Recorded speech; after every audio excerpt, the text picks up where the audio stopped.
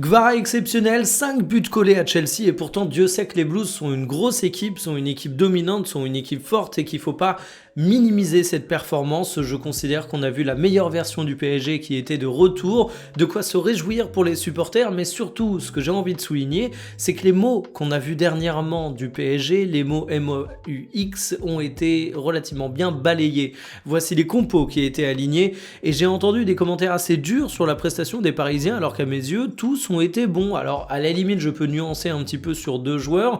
Petit 1, Marquinhos, je vais pas trop appuyer. Je pense qu'un jour j'en ferai un sujet dédié parce que ouais, j'ai un petit problème avec Marquinhos depuis déjà pas mal de temps. J'ai l'impression qu'il a 40 ans alors que finalement c'est un défenseur central trentenaire qui est censé être dans la fleur de l'âge et Nuno Mendes a pas sorti sa meilleure prestation avec notamment quelques moments d'absence. Mais en dehors de ça, il y a au contraire des Parisiens que je considère comme une bonne surprise. Si on prend João Neves par exemple, alors c'est pas une surprise dans l'absolu que ce soit un bon joueur bien évidemment, mais c'est un joueur qui a été absent, qui fait son retour sans passer par le petit bain. Là il est directement balancé en pleine mer, en avis de tempête, et le mec a beau être sur le retour, il a été absolument excellent.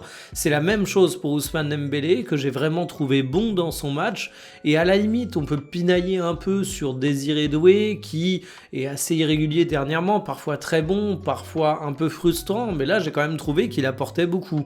Et que dire de l'entrée de Kvara, qui évidemment est l'homme qui va changer le match, 2 buts, une passe décisive, mais surtout absolument rien acheté dans son match. Chaque prise de balle était synonyme de danger. Si t'es supporter de Chelsea, que t'es devant le match, que tu vois Kvara prendre la balle, t'es en mode « je me sens pas bien, il y a du danger ».